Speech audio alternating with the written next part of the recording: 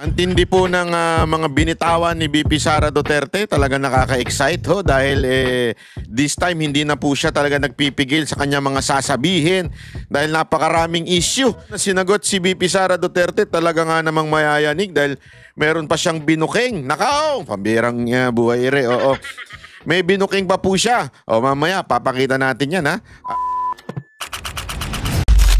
Narito ang Balitang Pinoy TV.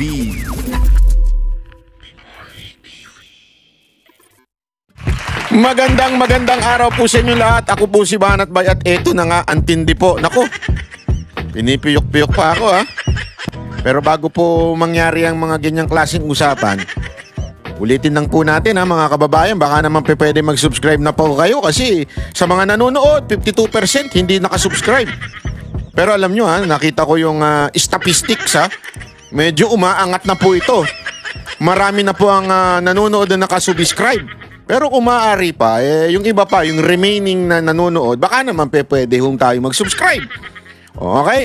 Ito na nga, pag-usapan na po natin. Ang tindi po ng mga binitawan ni VP Sara Duterte, talaga nakaka-excite ho dahil this time hindi na po siya talaga nagpipigil sa kanya mga sasabihin dahil napakaraming issue.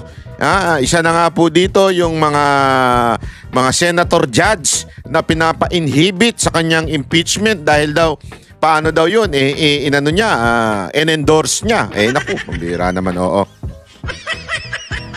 So, ibig bang sabihin nun, pag in-endorse mo na isang kandidato at nanalong senador, dapat mag-inhibit na. Dapat tanggalin din ng lahat ng in-endorse ni Marcos. Mali. Hindi, kasi kayo, masyado kayong di ba? Iniisip nyo lang yung mga pro-Duterte, paano yung anti-Duterte? Yung lahat ng in-endorse, tanggalin lahat. Yung hinusgahan na kagad si VP Sara Duterte kahit wala pang trial tulad ni Ontiveros. Dapat yung pa lang matagal na nagre-resign yung walang yan. Walang yaw talaga yan Walang kahihiyan yan sa buhay. Di ba? Mag-inhibit din dapat. So yung papasok na si Erwin Tulfo, yung papasok na iba pang mga Tito Soto, yung papasok na si Lacson, dapat ba mag-inhibit din sila? Kasi in-endorse ni BP, ni Bongbong di ba? Kayo talaga. Napakarami pang issue na sinagot si VP Sara Duterte, talaga nga namang mayayanig dahil meron pa siyang binuking. Nakaw, pambirang buhay re, oo. May binuking pa po siya. Mamaya, papakita natin yan ha. At malupit din yung mga nangyayari pa. Eto rin, magkaroon din ng press con si Chis Escudero kanina. Naka pa, barado yung media. Nga ang media. Yung mga media atat ma-impeach si VP Sara Duterte, no? Napansin ko lang itong mga putang inang bayarang media na to. Hindi, totoo. Alam mo, hindi ako magpipigil. Pasensya na ho sa mga alam kong ayaw na nagmumura si Banat Bay. Pero ako po, hindi po ako magpipigil dahil kasi talaga naman mga putang ina yung mga media na yan Siyempre, yung media na yun, galit sa mga Duterte yun, kahit taga sa kanila yun Hindi ko na lang papangalanan yung hindot na yun eto, panoorin natin yung press ko ni VP Sara Duterte. Tsaka ito dito, natutuwa talaga ako. Every time nagsasalita siya, pumapalakpak yung tinga ko. Tinga ko, gumaganong-ganon yung tinga. Chik-chik-chik, gumaganyan. Panoorin natin ha. Nag-propose ng mas mataas na budget. Bakit po virtually retained na lang?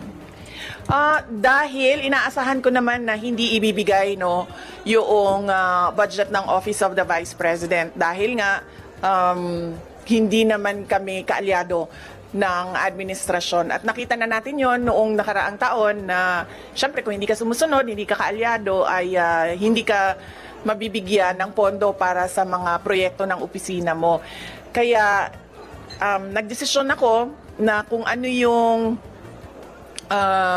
yung budget na ibinigay ngayong taon na ito, ay yun din yung budget. Naglagay lang kami ng konti para sa inflation, yun din yung budget para sa susunod na taon. Dahil ayaw kong napapahiya at pinapahiya yung mga ibang personnel ng Office of the Vice President, lalong-lalo na kapag nandun na sila sa House of Representatives.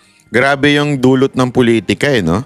Kita niyo yan. Alam mo, nung panahon talaga ni Duterte, walang ganyan. Hindi walang pinupolitikang mga, as a matter of fact, di ba, marami pa nga nagagalit noon na bakit ang bilis daw ma-approvean yung budget ni Leni Robredo. Di ba? Naalala nyo noon? Oh, may mga nagko-comment, dapat di na-approvean yan. Dapat ini-impeach yan. Pero ano nangyari? Mabilis ang approval. Oh. Noon ng panahon ni Pangulong Duterte, kahit kalaban niya, kahit maputak na kalaban niya, talaga nga namang pinababayaan. Okay lang yan. Oh. Ngayon, hindi. Katulad nito, sinasabi ni VP Sara Duterte, hindi na sila humihingi ng mas mataas pang budget. Sabi niya, tinaas lang ng 30 billion kasi dahil for the, para bagang, allowance for inflation. Di ba? So, dito, makikita mo talaga na apektado ng pamumulitika ni Romualdez at ni Marcos yung budget ng mga departamento. Pag hindi sumunod, pag kumokontra, pagka hindi ka kakampi, kawawa ka. Alam mo, ganyan na ganyan yung panahon ng mga dilaw. Oh. Yan yung kinagalitan natin Kaya natin ibinoto ang isang Rodrigo Roa Duterte. Kasi ganyan na ganyan sila nung mamulitika. Mga crony. Pag hindi ka kaalyado, kakampi, nga ka sa budget. Ang bumasag lang talaga niyan si Pangulong Duterte. Mantakin mo yung mismong punta kayo ng Bicol. Ako po, nakapunta na ako ng Bicol, paulit-ulit. Pumunta kayo ng Bicol, makikita ninyo kaganda ng Bicol. Kung saan si Leni Robredo ang taga doon. At alam natin, ang Bicol, malakas si Robredo dyan. Pero ano ginawa ni Pangulong Duterte? Isa yan sa pinakamagandang airport na pinagawa nung panahon niya. Marami siyang pinagawang airport at inayos na airport, pero yung Bicol lang isa sa pinakamaganda. Ganyan po ang Pangulong Rodrigo na administrasyon. Pero ngayon, pag ikaw opposition, tae ka. Hindi yun yung totoo talaga. Pag ikaw opposition, tae ka ngayon sa gobyernong ito. Alam mo, ang problema diyan, ang tinatamaan taong bayan Hindi naman po yung kasi alam nyo, si VP Sara Duterte, tulong lang to ng tulong Hindi naman po ito yung sinasabi nilang nangungurap. Ako, katarantaduhan pa yan. Maniwala kayo sa akin, sa dami-dami ng akusasyon sa mga Duterte, wag ang korupsyon. Walang maniniwala sa inyo na korupsyon ang masasabi nating bagahe ng mga Duterte. Siguro mamamatay tao. Pwede pa. Hindi, kasi talaga nga naman sa Davao, alam naman natin yan, pag tarantado ka, kriminal ka, patay ka. No, totoo naman. So, mas alam mo yun, mas makatotohanan o mas malapit pa sa realidad yun. Hindi ko sinasabing gano'n ng mga Duterte, Pero gano'n talaga sila sa kriminal, Matindi sila sa kriminal, Di ba? Kaya nga nagustuhan natin lahat, Pero korupsyon, naku po, nakita nyo na ba mga pamilya? Kitang-kita nyo naman po, yung mga sinasakyan nila, may nakita nga ako, na video. Hindi naman sa panlalait, Pero siyempre, budget airline yan, Nakita ko yung video si VP Sara Duterte sumakay ng eroplano pauwi ng Davao. Cebu Pacific lang. Ako hindi nga ako sumasakay dyan, Hindi dahil... Sandali, let me correct myself. Kasi I really had a bad experience with Cebu Pacific before, okay? Hindi ko po sinisiraan ng Cebu Pacific, Pero kasi nung mga panahon na madalas magprobinsya ang Mocha Girls, ako, alam mo naman ang artist, yung oras namin, napaka-importante niyan. Kasi alimbawa, galing kami sa show, tapos diretso kami sa airport. Di ba? So, walang tulog yun. Talagang puyat na puyat yun. First flight, mga alas 5, alas 6. Yung bad experience namin nakaalala ko, sobrang late. Inabot na ng alas 10. So, imaginein mo, wala kaming tulog noon hanggang alas 10 na nagka-flight. Hanggang nagkalabo-labo. Meron pang ang time na nag-cancel. So, nahirapan tuloy kami kumuha ng replacement flight. So, to be sure, doon na lang ako sa medyo stable, which is yung ating sariling airline o yung flagship airline, which is yung PAL. Hindi ko sila pinagkukumpita, wala po akong Pero kasi may tawag talagang ganyan flagship airline, meron tinatawag tayong budget airline, ganon, di ba? Kahit sa ibang bansa may mga ganon, budget airline yan, ito flagship airline yan, may mga ganon Si VP Sara Duterte sumasakay ng budget airline. Imaginein mo, may napanood akong video na nagtayuan yung tao nung dumating siya kasi gusto magpa-picture sa kanya. Kung yan ay isang korap, baka may sariling jet yan. Hindi di ba? Ako tanungin ko kayo. Ito wala ko sinasabing kurap ito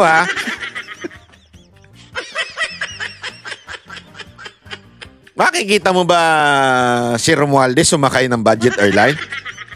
Baka binili na yung airline.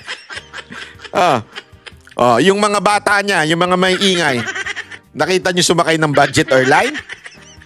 Baka may mga sariling eroplano yan Yung isa nga, alam ko may sariling eroplano Ngayon, ang pagbibintangan nyo, si VP Sara Duterte pa ang kurap. Imagine niyo yun ako, practical lang tayo. Kaya nga, dahil dyan, apektado tuloy yung budget. Yung serbisyo sa mamamayang Pilipino na sana magagawa ng Vice President, Office of the Vice President, hindi magawa dahil sa pamumulitika. Iniisip ka agad, naku, ayaw kong magkaroon ng maraming gagawin ito. Siguradong talo na nga tayo sa 2028. Baka ibaon pa tayo sa lupa nito. Ay, sus. Representatives or sa Senate na nakaharap yung ating mga miyembro ng Kongreso. Last follow-up on this topic lang. Ma'am, haharap pa rin po ba kayo sa budget panel given na hindi naman po kayo nang hihingi ng additional funds for next year? Ang Office of the Vice President, oo. Personally. Ako hindi pa kasi hindi naman namin alam kung kailan yung schedule. Wala pang ibinigay na schedule para sa Office of the Vice President sa mga hearings, no? So mahirap sumagot kapag hindi natin nakikita kung may conflict yung schedule. But definitely haharap yung Office of the Vice President sa pagsumite ng budget namin at yun. Next question, Arjun Relator, GMA News. Fine Buntag, VP. Ma'am, with a slim margin, ma'am, with the proposed ninyo na 2026 budget with 2025, meaning po ba na retained lahat yung mga programs and project na ipapatupad next year? At ano po yung nangyari dun sa mga partners natin, dun sa mga slashed or reduced programs with 2025, ma'am? Oo, yung mga partners natin sa MAB at sa Pansarap ay nabigyan na sila ng abiso, no, na wala na budget yung medical and burial assistance at wala na rin yung budget ang Pansarap. So, i-discontinue na namin yung project at yung partnership sa kanila. Follow up. So, expected, ma'am, na for next year, the same projects pa rin yung ipapatupad ng OVP. Wala nang may dadagdag po. Yes, oo. Wala kaming madagdag na projects for 2026. Tutuloy pa rin lahat nung nakita nyo, maliban lang sa Pansarap tsaka sa medical and burial assistance. Thank you, ma'am. Any other questions on this matter? Ma'am? Good morning po, Ma'am VP. Ang question ko po ay may kinalaman po sa case po ni former President Duterte. Any other questions with the institutional topic? None? So, let's move with the next topic. Kat, you have the next topic? Yeah. Ma'am, you earlier mentioned in an interview na you are... Ma'am, para iterate na lang yung comment niyo regarding the call for some senator judges to inhibit, specifically those daw po na who you endorsed in the 2025 midterm elections. Okay. Hindi kasi tayo pwede magpa-inhibit ng mga tao, ng mga senators, hindi kasi tayo pwede magpa-inhibit ng mga senator judges based on bias. Dahil ang posisyon lang naman ng isang tao is you are for or against, Inday Sara, no? Kung ganun ang ating basehan sa inhibition, ay dapat din natin ipa-inhibit ang mga senators na meron ding bias against Sara Duterte, no? Tulad na lang ni Senator Risa Ontiveros na in a public speech, sinabi niya na kailangan talaga ano ba term na ginamit? Kailangan burahin or kailangan wasakin, kailangan sirain, libain ang pamilyang Duterte. So kung ganon, na magpa-inhibit tayo based on bias, ay madaming senators ang ipapa-inhibit for or against Sara Duterte. Kaya sinasabi ko, ibigay na natin yung benefit of a doubt dyan sa ating mga senator judges na gagawin nila ang trabaho nila ng patas according to sa sinumpaan nila as senator judges. Follow-up question. The Makati Business Club and other business groups are urging the Senate to continue your impeachment trial, to convene your impeachment trial. Sabi nila, it will show accountability, it will boost investor confidence. Your response to that call of the... Alam mo yan yung sinasabi natin di ba mga kababayan na masyadong sablay yung ipa-inhibit. Ang daming nagsasabi niyan. Actually, yung mga ano yan yung mga komunistang NPA yung mga nagsasabi niyan ng mga party list na dapat mag-inhibit ang mga senator judge. Una-una sa lahat, hindi pwede yun mag-inhibit ang senator judge. Only the judge can say that. Okay? You can say your argument. He would listen to you, they would listen to you, pero hindi ibig sabihin matik po yun.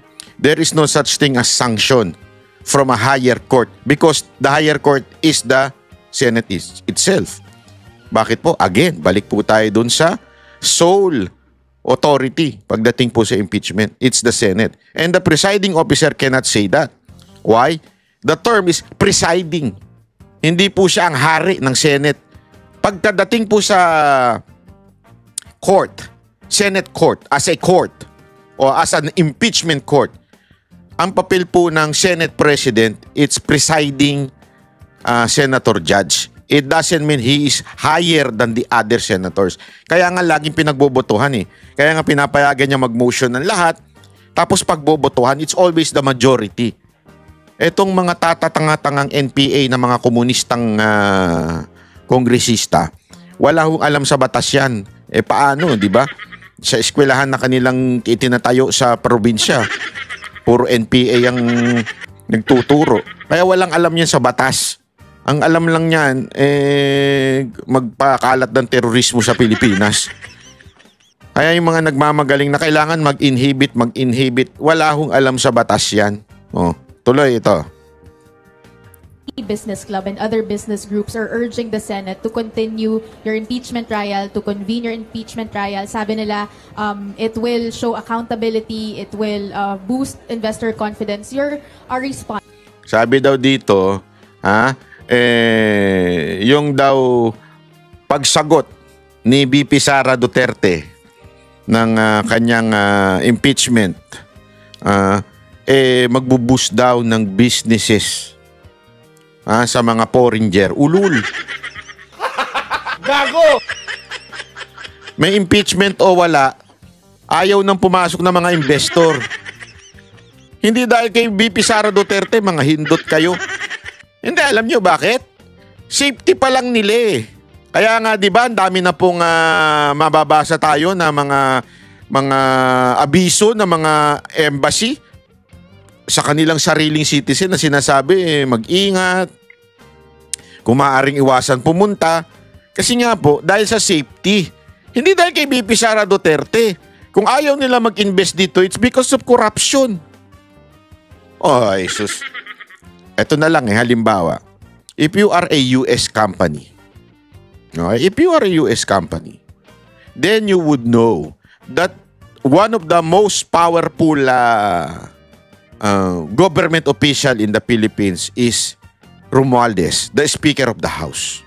And you are from the US. Di ba? Sino ba si Romualdez? Si Romualdez lang naman po ang may kaso. May alleged case diyan sa US, di ba? Meron pong akusasyon sa kanya na involved doon sa Okada. Yan po ay nakasampa po sa Amerika. Ibig sabihin po, lumalabas yung pangalan niya doon. Hindi natin sinasabing guilty siya doon, Wala po tayo sinasabing guilty siya doon. Pero kung ikaw US company and you would see that the cousin of the president and one of the most powerful person in the Philippines right now is involved in an anomaly. Di ba? Kahit hindi pa po yan nahuhusgahan ng korte, mapagdadalawang isip ka. Sandali, ba't ganyan sa Pilipinas?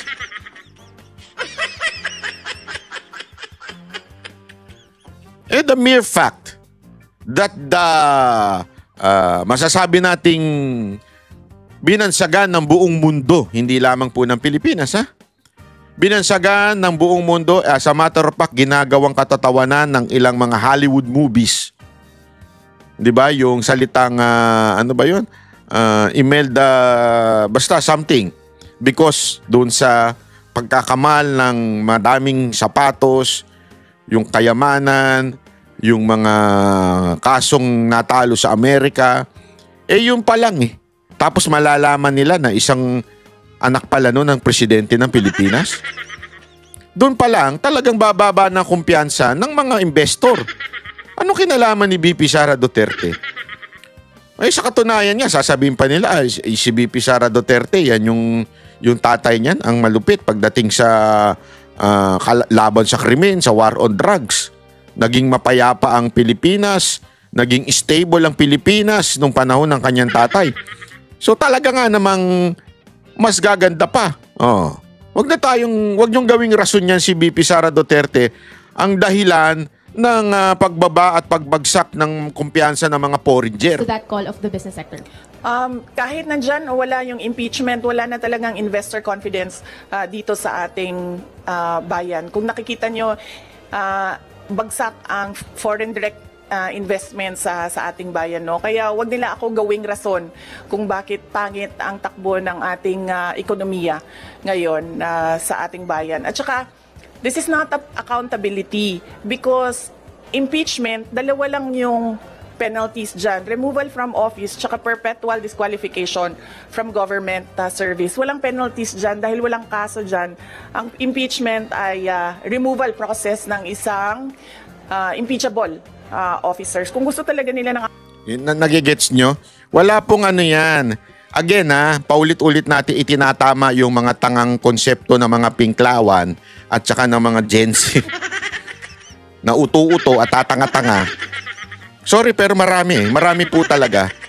Oh, sorry pasensya na yung mga Gen Z dyan na nagmamagaling, pwede ba manood na lang kayo ng mga K-pop? Huwag na kayo makisawsaw sa politika. Kasi ganito ginagawa ninyo, nanonood kayo ng itong K-pop na boy band. Tapos biglang dadaan sa feed ninyo yung propaganda ng mga pinklawan. Bigla nyo na lang paniniwalaan without even researching. Kasi nga, hindi naman talaga kayo involved, wala kayong alam. Nanonood lang kayo ng K-pop, biglang dumaan kayo doon sa mga kaibigan ninyong komunista na nagpapakalat ng fake news about the Dutertes. Ganyan kayo katanga, hindi kayo nagre-research. Yun ang problema sa mga, sorry pero totoo ito. Maraming Gen Z ang bobo ngayon. Bakit? Hindi naman nagre-research niyan eh. Marami nga dyan galit lang sa mga Duterte. Bakit? Kasi yung ama nila at yung nanay nila na nag-aaway at hindi umuuwi at mga irresponsabling magulang ay mga maka-Duterte. Hello? Real talk ito mga kababayan. Real talk ito. Minsan din kasi tayo mga magulang, kasalanan din natin eh. Alam nyo, paulit-ulit ko itong sinasabi sa inyo, sa mga magulang. Sa inyo, kayo mga magulang. Dalawang ang kahulugan ng magulang. Magulang as parents. Magulang as in mapanlinlang. Mapanlamang. Sorry, hindi mapanlinlang. Mapanlamang. Magulang. Sa basketball, pag sinabi mo, magulang yan. Ayokong kalaro yan. Mapanlinlang yan. Foul ng foul. Foul. Gusto mo nga sitayin F po ang foul Hindi foul. Hindi, bakit ko sinasabi? Kasi minsan yung mga magulang, if you want to destroy your children, be hypocrite. Yung Duterte, ayaw namin sa mga kurap, ayaw namin sa mga ito, pero sila magnanakaw sa opisina. Sumunod tayo sa batas. Ganito ang ating gawin sa bayan natin. Mahalin natin ang bayan. Tapos, anak, tapon mo lang dyan sa labas yung basura mo. Madudumihan tong kotse natin. Buksan mo yung bintana. Ito, bubuksan yung bintana. Tapon mo dyan. Yun yung mga sumisira sa kabataan. So yung pananaw nila ngayon, sandali, akala ko ba gusto mo ng makabayan ka, daddy, kaya gusto mo ng Duterte. Pero itong pinagagawa mo sa akin, itapon yung basura sa tabi-tabi, hindi sumunod sa traffic lights. Talaga nga naman, ikaw, bilang anak, magre-rebelde ka. Ay, wala naman pala tong tatay ko, tong nanay ko, pareho pala naman tong gago. Siguro, pinklawan na lang ako susunod. Sorry, that's the reality. Hindi, alam nyo kung bakit. Kasi marami na nag-uusap-usap. Itong panahon ngayon, ito nakarang eleksyon, marami na bulaga na dumami talaga ang kabataan na bumoboto. Tandaan ninyo, diyan magaling. 50 years na nakikipaglaban ng propaganda itong mga animal na mga NPA na ito. 50 years nilang ginagawa ang propaganda nila. Nakita nila, kabataan is the key. Kaya nga, diyan sila nagpakalat ng NPA sa mga eskwelahan. Nagigets ninyo? Tapos, ang pumipigil dyan at na number 1 na kalaban nila dyan ay yung DepEd Secretary na si BP Sara Duterte. Kaya yung confidential funds ang tinarget nila. Imaginein mo, the confidential funds is being used to protect the student from these NPAs. This confidential fund was used para, siyempre, suhulan na bumaligtad yung mga NPA. Alam mo yun? Kasi, alam mo, sa mga ganyan, sa mga spy, money is the key. That's why there is a confidential funds. Di ba? Yan ang ginawa ng Office of the Vice President pagdating doon sa DepEd nila dati. Ngayon, the very thing na ginagamit ni BP Sara Duterte to destroy, to stop this communist, this NPA, yun ngayon ang ginamit nila to try na sirain ang imahe ni BP Sara Duterte. Yan ang ginamit nila sa impeachment, yung confidential funds. Na in reality, yan ang pumipigil na lumawak ang mga NPA. Kabataan. Kaya nga itong eleksyon na ito, nakita niyo? Sino mga nanalo? Sige, tingnan ninyo. Oh. Komunista. Mga komunista. Mga supporter na mga komunista. Mga nagtatago sa bandila ng Pinklawan at Dilawan pero in reality komunista.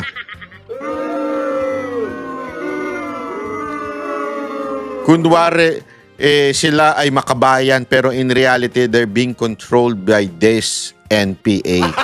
Gago! At sino ang hadlang? Walang iba kung hindi ang mga Duterte. Kaya, dinidestroy nila as much as they can the Duterte. Pinapatanggal sa opisina, ayaw manalo. Hindi nyo napapansin? Ito ultimong mga media, talagang atat na atat matanggal si BP Sara Duterte. Kasi, di ba, tandaan niyo sinabi mismo yan ng mga dating kadre, dating mga propagandista ng NPA na balik loob na sa gobyerno. Sinabi nila yan eh. Isa yan sa unang pinepenetrate ng mga NPA media. Ako naniniwala na napakarami ng NPA sa loob ng media.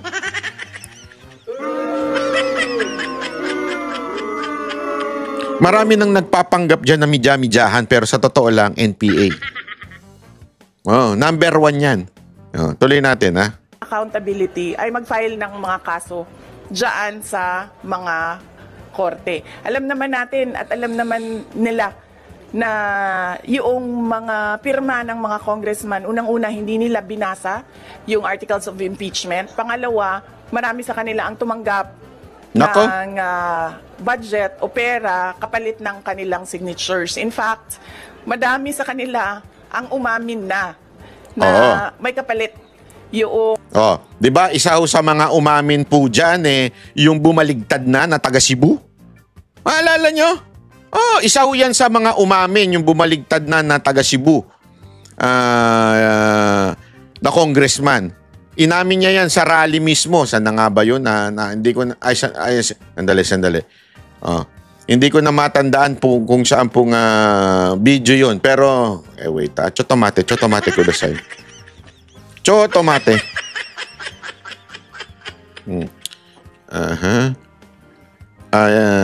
Wait.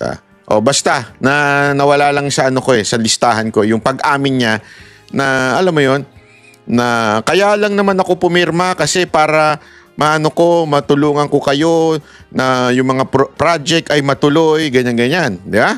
Hindi lang ho yan. Si Tiangco na mismo, nakaalyado po nila.